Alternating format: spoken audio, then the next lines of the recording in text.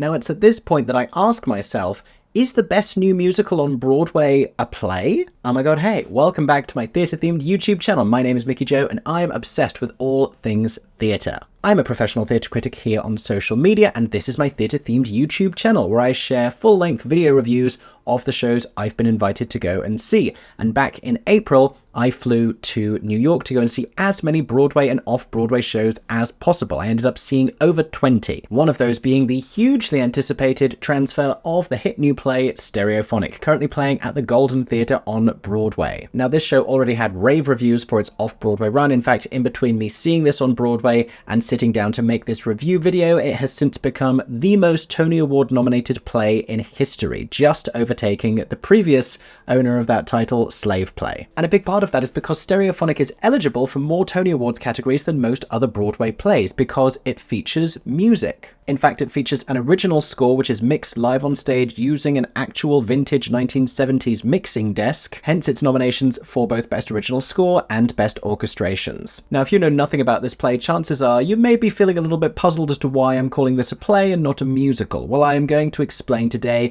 in my full-length video review. I am hoping to also articulate why this is maybe my favorite show on Broadway right now. That's right, step aside, merrily we roll along, I have a new favorite child. Do I just really like nostalgia and the dissolution of creative friendships? Is that my thing? I don't know if I want that to be my thing. Anyway, stay tuned, we're going to talk about Stereophonic. Now, I know that there are many Broadway theatregoers with many opinions who watch these videos. Share them all in the comments section down below. I am intrigued to hear what you thought of Stereophonic. Does it deserve all of its Tony Award nominations? I think so, but what do you think? Did anyone get to see it off-Broadway? Has anyone seen it off and on Broadway? How do those two experiences compare? Finally, if you do enjoy this review, make sure to subscribe to my theatre-themed YouTube channel. There's a button somewhere beneath my face where you can turn on notifications, and then YouTube will let you know every time that I share a new review or vlog or theatre news video. You can also find me on all of the other social media platforms as Mickey Joe Theatre. For now, though, let's talk about Stereophonic.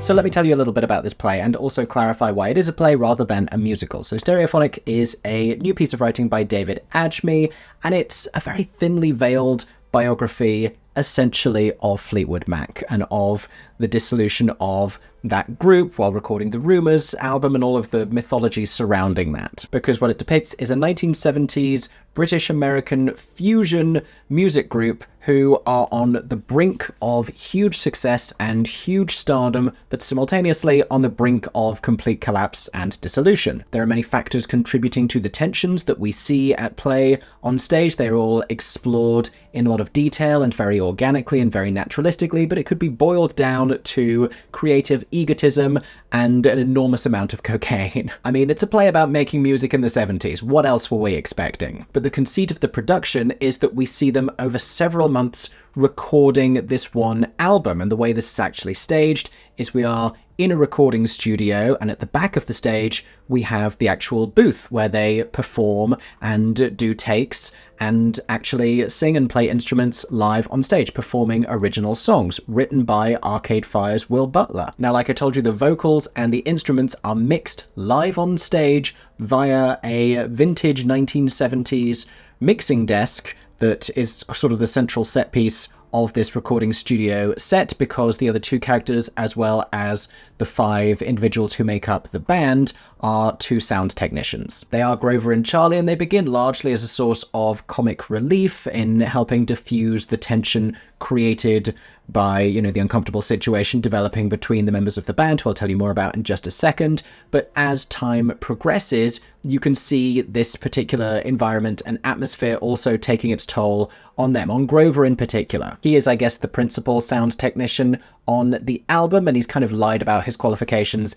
in order to get there, so there's something of an unease and, a naivety to him as well, which contributes to the madness of this recording process, where they have so many more takes than they need, and one of the artists in particular is being very unreasonable and getting aggressive because they've just recorded over things that he's explicitly told them to, but it's all like crazy high tensions. Much of which is because of Peter, who sort of sees himself as the leader of the group, or the one with the most creative vision, and ends up leading in directing the recording process. He is a multi-instrumentalist. He is referred to by other members of the band as something of a creative genius. He is also in a relationship with the sort of the principal vocalist. She is Diana, and though she is the only member of the group not to play an instrument, in addition to singing, unless we're counting the tambourine, something that she is sort of demonstrably insecure about, she is on the brink of discovering success for herself, because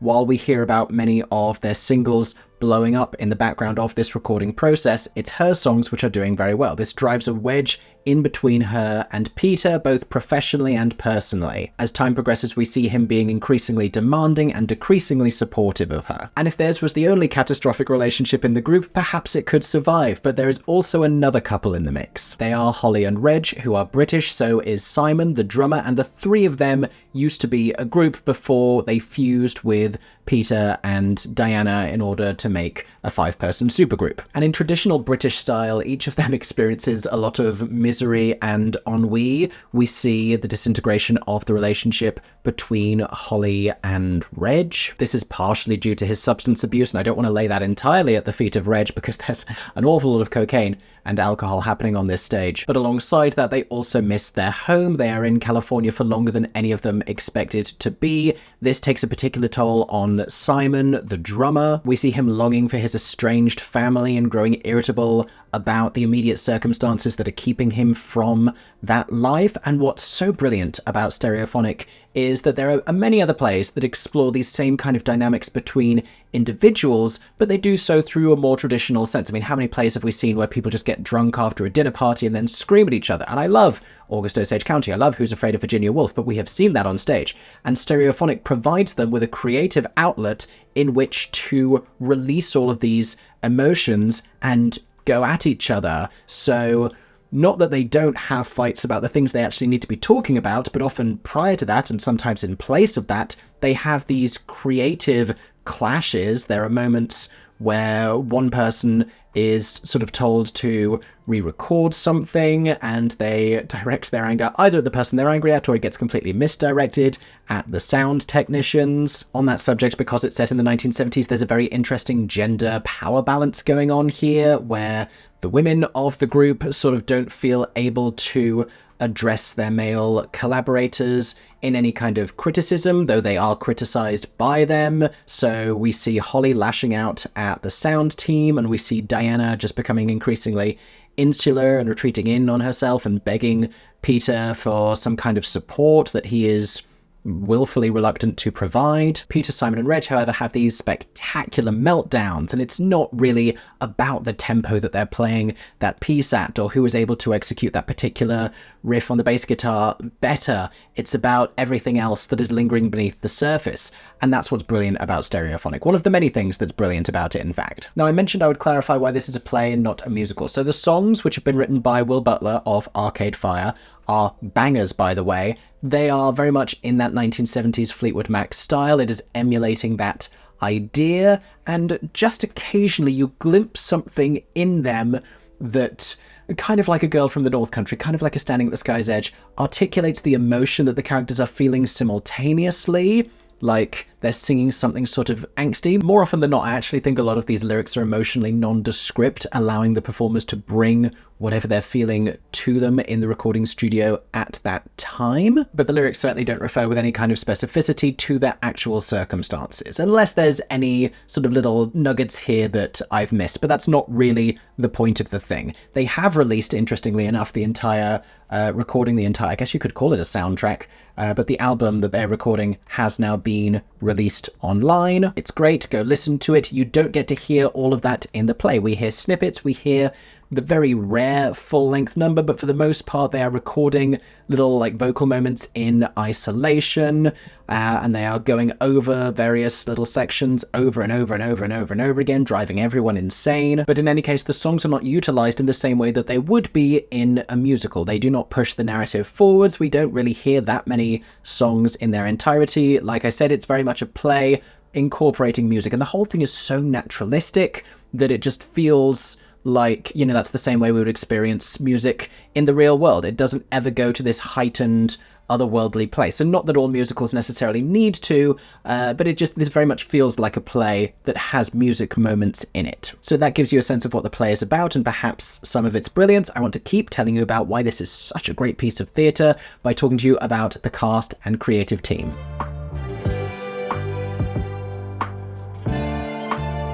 So this has been directed by Daniel Aukin, and it is just a beautifully blistering fly-on-the-wall experience.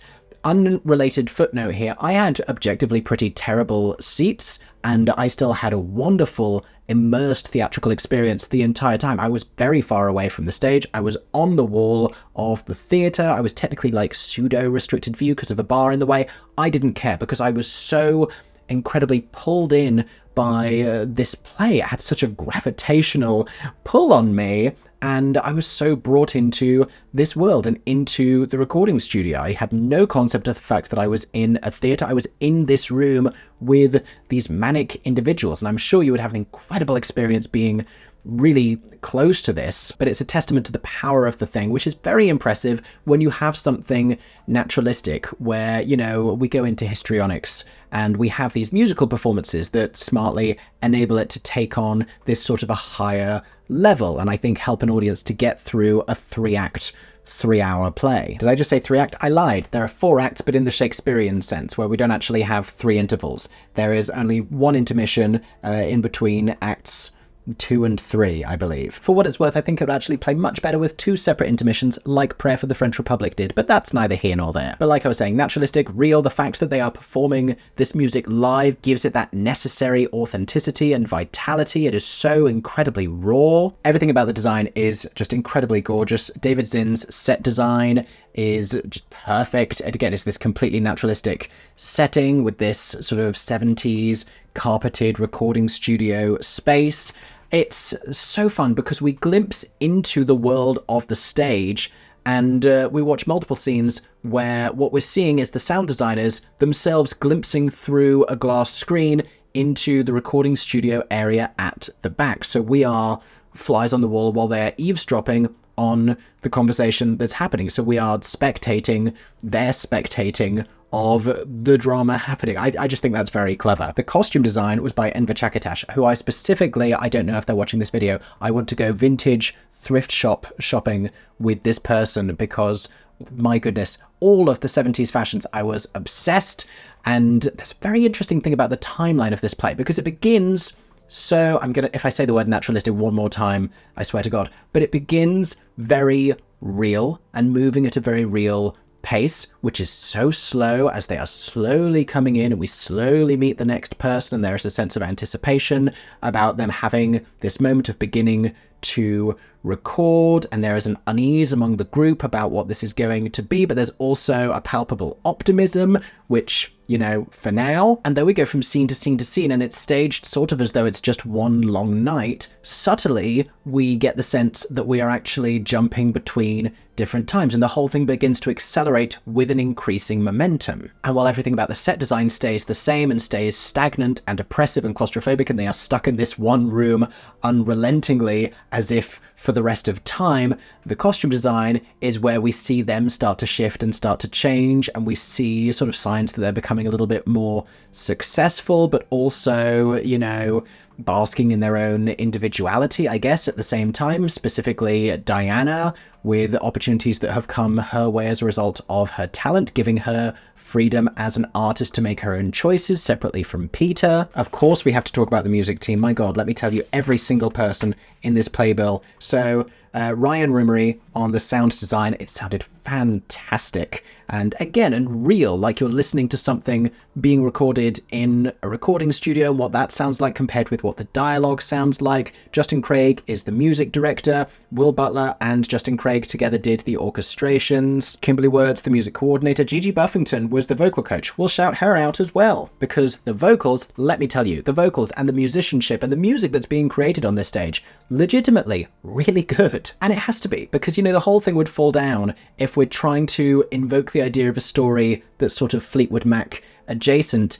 if the music wasn't good, if there wasn't talent at the heart of this thing, it would seem so pointlessly frustrating, and you would ask why any of them were bothering. But it's great and it's compelling, and that's what makes it watchable. So speaking of these talented cast members then, let me tell you a little bit more about them. And I want to start with Sarah Pidgeon, who plays Diana, because, my goodness, a phenomenal actress on the stage. The transformation that she gets is sort of, I think, the most pronounced over the course of the thing, because like I said, Diana gets to, discern a little bit more of her own creative identity. But at the beginning, she is perhaps a little bit nervous, but she is tactile and she is excited and clearly lacking in a certain amount of self-confidence, which is unfounded because, my God, the voice on this woman. There is a particular section of the play, which is one of my favorite moments, where she is just her in the recording studio alone, having to go over and over and over this one challenging piece of vocal, and Peter is sort of ruthlessly making her go over it again and again and again, and telling her that she's not hitting the right note or that she's not able to sing it, and suggesting that they alter the key, which he knows and she knows is, admitting to herself and to him that she isn't able to do it, that she needs him to make it easier for her. So she's reluctant to do that and ends up hitting the thing and sounding fantastic, but the ability, vocally, it blows my entire mind, to crack on a note and struggle with something and then hit it out of the park to the extent that she does. I mean, it's a huge, high, extended note that she ends up doing, nailing the damn thing. I mean, it's an incredible voice. She could be a legit recording artist. I'm saying it right now. And then the scene that follows between her and Peter and, the different dynamics she has with everyone. The scene that she shares later with Holly, where she shares some personal news. It solidifies what I think is a stellar performance. Now let's talk about Tom Basinka as Peter, because I sort of love to hate him, but he is doing really brilliant work on that stage. He's giving you the kind of a tortured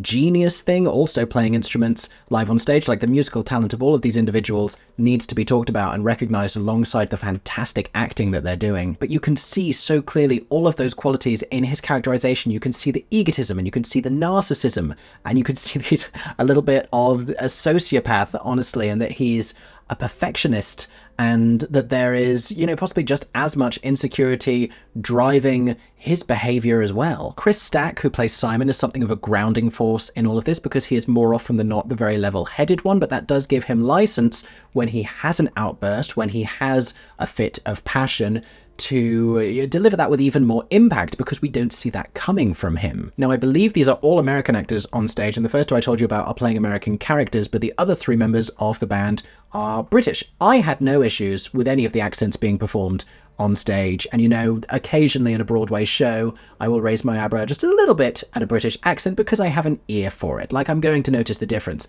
I probably hear dreadful American accents done by British actors all the time, but I don't notice it because I'm British as well. But I'm going to say it now: Stereophonic, best British accents I've heard Americans do on Broadway. The other two being performed by Juliana Canfield as Holly and Will Brill as Reg. I very much enjoyed Juliana's performance as well. I think she had one of the less showy parts in the show, sort of one of the more long-suffering members of the group, but she has some really pivotal moments that sort of dictate the way that everything is heading. And Will Brill gives one of my favourite performances in this play. I think he's just a genius. There are so many moments where we are waiting to hear from him, and it is so built up, and it's, a decent amount of time before he is able to soberly articulate himself one way or another.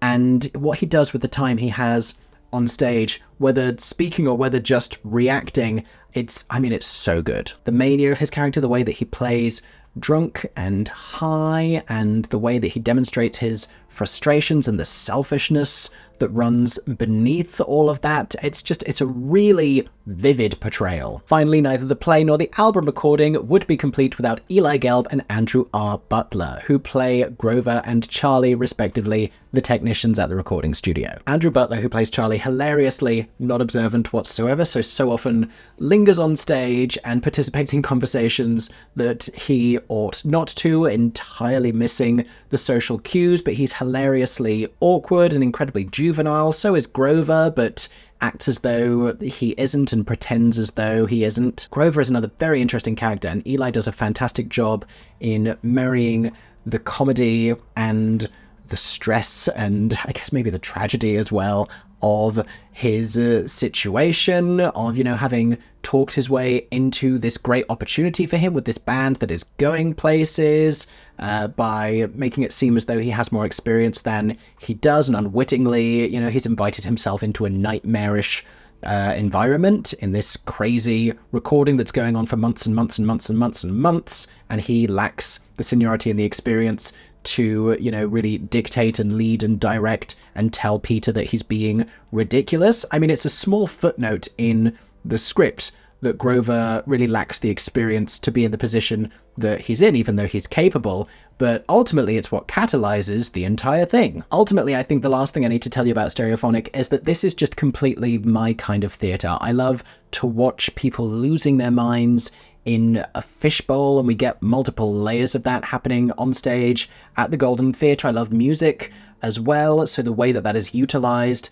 in this play, I think, is brilliant and is used just enough and is used to such brilliant effect. Honestly, I hope it wins. Like, it can't win every single one of its Tony Award nominations, but I hope it wins a bunch of them because I think it's an exceptional piece of theatre. I encourage you to go and see it. If you know, if you have any kind of love for like 70s music and band culture alongside the theatre, then obviously it's going to speak to you as well.